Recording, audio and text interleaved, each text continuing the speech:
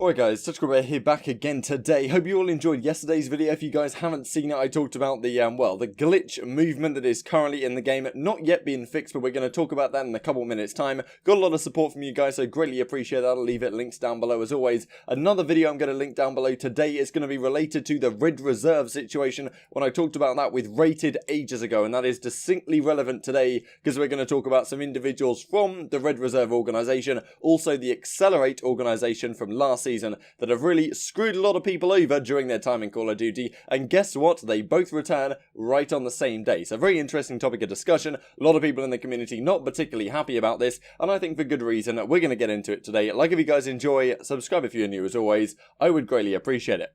First of all, let's jump into the 2K action from this past weekend. So this is Pharaoh's current team once again winning it all. I think I had a query about what Team Nagafen was currently on. So this is the squad. It's Exotic Fellow, Royalty Nagafen and Parzelion right now. The UYU team still up there doing pretty well. The Atheim Gaming team, which is a name we've seen, definitely throughout the Black Ops 4 season on the amateur side of things. So yeah, this is how it all went down in the North American 2K. In the European one, we have Team War, that new team that's just signed over there, winning, I believe, something like their third 2K in the row, or something pretty significant like that. And of course, you've got Train Hard, Team 3G, Team Singularity, some names that you guys will know of. And also, of course, the London Academy being Weeman, Nolson, Defrag, Madcan, and Shawnee. So that's the results in the 2Ks, and I talked about the APEC one a couple of days ago. Wanted to go on to this now because I don't think it deserved an entire video, but maybe you guys have heard this news already. VonderHaar says the next Call of Duty will not have Jetpacks. So it's been rumoured that the Sledgehammers game that they were planning for 2020 was axed by Activision because it was just that bad in terms of, what they were putting forward in terms of a multiplayer aspect. Supposedly the campaign might stay on, but pretty much from what we understand, Activision said, you know what, this is awful, get Treyarch back in to finish the job and make Black Ops 5. That is the rumour. Hasn't been confirmed right now, but that's what apparently we think is going to happen. Maybe they'll include some elements of the campaign in the campaign for Black Ops 5 if they do decide to have a campaign, which they didn't in Black Ops 4, I'm pretty sure. But, apparently the multiplayer is now going to be designed exclusively by Treyarch. That's why VonderHaar says next Call of Duty won't have VonderHaar. He'll still be there, even though he's rumoured to have been retiring a fair while ago. But anyway, won't have jetpacks, and he still has PTSD from a fan reaction to it. This is kind of, this is what he was talking about on Twitter. So you better have jetpacks in the next COD. No, this is from a Charlie Intel article. I'll leave links down below. Another fan followed up by saying, jetpacks will revive Call of Duty, to which Von said he still has PTSD. Such short-term memories. You hung me from the highest branch. No. I have post-traumatic stress disorder is what he means by that. Pretty interesting, right? Of course, we did hear after Advanced Warfare, a lot of people didn't like the jetpacks. The fact that they brought them into Black Ops 3 and Infinite Warfare due to the way the developer cycle worked, by the time the community feedback was overwhelmingly negative towards jetpacks. And, you guys who look back with, positive feelings towards jetpacks, as do I, to be honest. And I didn't really mind them at the time in Black Ops 3. I didn't particularly like them in Advanced Warfare. But the community reaction, especially in Advanced Warfare, coming after, not long after Black Ops 2 and Ghost, which have been pretty well received on the whole, especially from a competitive side. A lot of people are really frustrated with the movement, a lot of casual players as well. And I understand why VonderHaar felt like in Black Ops 3 they got absolutely slated for the way the movement was the way it is. A lot of people look back with fondness, but maybe it's for good reason they're keeping it out. I wish that every 3 years or so we had a jetpack COD. I wish that was how it was. And Black Ops 4, to be honest, the movement was so quick that maybe you could argue that to some degree it was a jetpack in to some degree. But yeah, wanted to run that past you guys. And Josie got here then says, our next big update should have all of the fixes. We start pushing this update through this week. I don't have the exact date. So Rig comes and says, there's a lot of issues with the game right now. When are we getting this fixed? Does it in a very polite manner.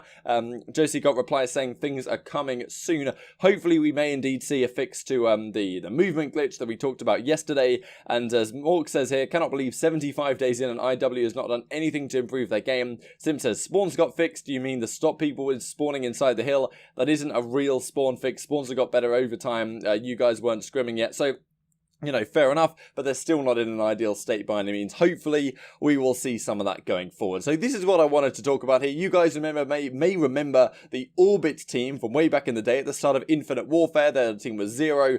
Rated was on it. I'm pretty sure Joe was on it. Maybe it was Urban, the last man to finish off that squad. They had a 4-man team back at the start of Infinite Warfare. I think they won like a local or a European event or something like that. And then the team kind of disappeared because they merged with Red Reserve. Red Reserve came out of like FaZe Clan. They had all of this stuff. It was a pretty exciting moment in the European scene, having that Red Reserve team, having the Splice team throughout Infinite Warfare. That Red Reserve team, I'm pretty sure Shawnee was on, and maybe Urban as well in that season. You know, Zero, of course, went over to Splice when they made those whole changes in the early part of the Infinite Warfare season. But since then, of course, Red Reserve has been a pretty dominant force throughout World War II, where they were arguably the best team not to win a championship, came second a couple of times. Pretty unlucky, to be honest, on the whole, not to win a championship, especially, I think, at Anaheim. They came super, super close. You remember that 2-2-7 to 2-2-7 draw they had on Ardennes Forest Hardpoint against Rise Nation, which would have, if they'd have won that, taken them into the grand finals in the pole position, right, I'm pretty sure. But regardless, that didn't end up happening. Red Reserve fell short,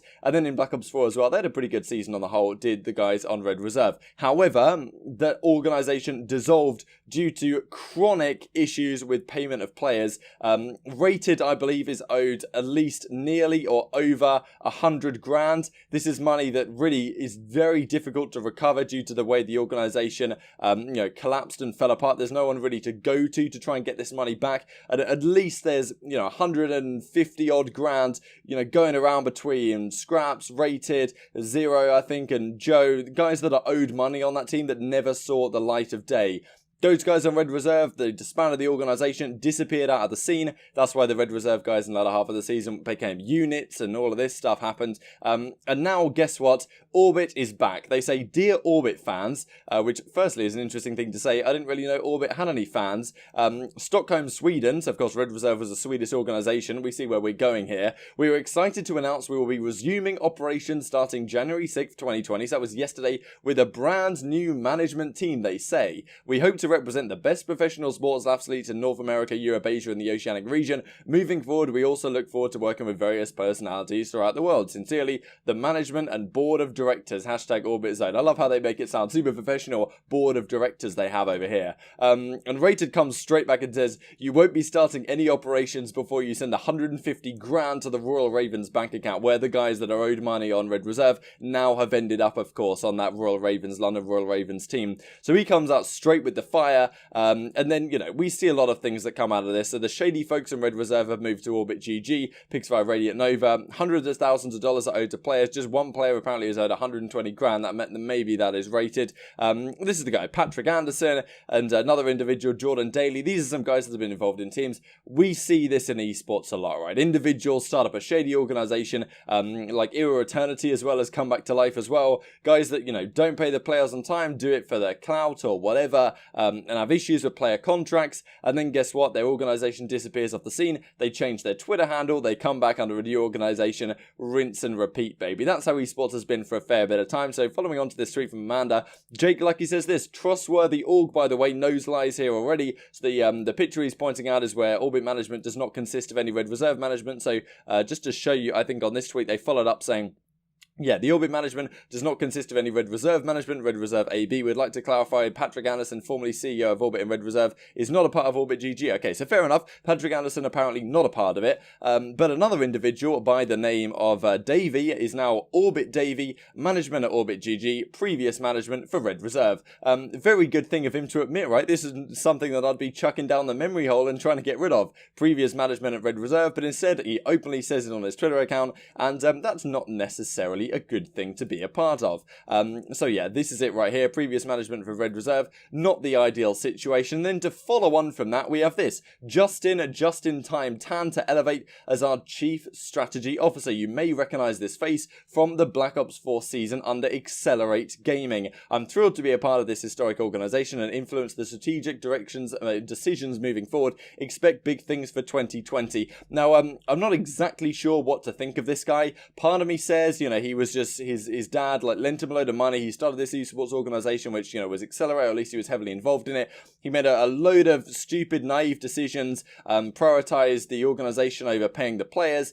and a lot of issues resulted from that. I think that was clear negligence on his part, but at the same time, some people were saying that, you know, this guy seems to be a genuinely decent guy. He just made a lot of mistakes, and obviously mistakes that are unforgivable, but at the same time, like, maybe he deserves another chance to some degree. He's got that other chance, but whether that opinion is valid, because some people say, like, this guy's a scumbag and he screwed a lot of people over, which maybe is also a valid opinion, right? I'd be interested to hear your thoughts down in the comment sections below. And, you know, this is just what to follow up with. So Accelerate Gaming last season, they had this team: BZ, Fastballer, Emery's, Believe, and Profizi. So this was the squad, and they didn't really have too much success, but they were at least a notable name. They were in the Pro League, of course, at times. And this is what Fastballer has to say on the issue. Everyone welcome the guy who ruined my COD career for the year. I worked my arse off every day to make the league, while threatening the other players about selling the spot for more clout and money the whole time from day one. So, you know, from Fastballer's perspective, he's not very happy with this guy. He's talking about how the Accelerate guy, Justin Tan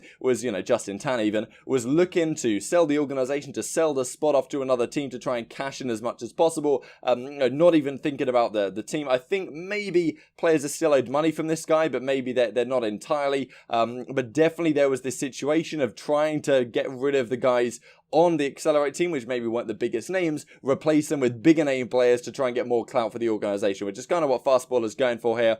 Don't forget blackmailing his player to sign a contract of 40% less while they were already one of, if not the lowest paid team, while holding the league spot over their heads. Let's go. And, you know, this is what Profizi talks about it as well. So, you know, clearly did not make the best decisions over at that Accelerate Gaming team. And, you know, fair enough, I guess, that people are questioning heavily him joining Elevate here, which is a reputable esports organization for sure. And, you know, by Adam Fitch, like, what's going on tonight? Accelerate, denial, joke of a businessman returns, utter sham, Red Reserve also returns, disguised as something else under orbit. So, you know, that's pretty much what I wanted to talk about today. Really intrigued to hear your thoughts on this down in the comment section below. Two organizations in the space of a day, not two organizations, but two individuals have been known to screw people over in the Call of Duty community, turning back and, you know, coming back around in one day. I don't really think the community will forget this time. I think that individuals hopefully will be skeptical about joining these organizations and getting involved with them, which, you know, Elevate's a pretty damn big organization, to be honest, and Orbit is already verified here on Twitter, so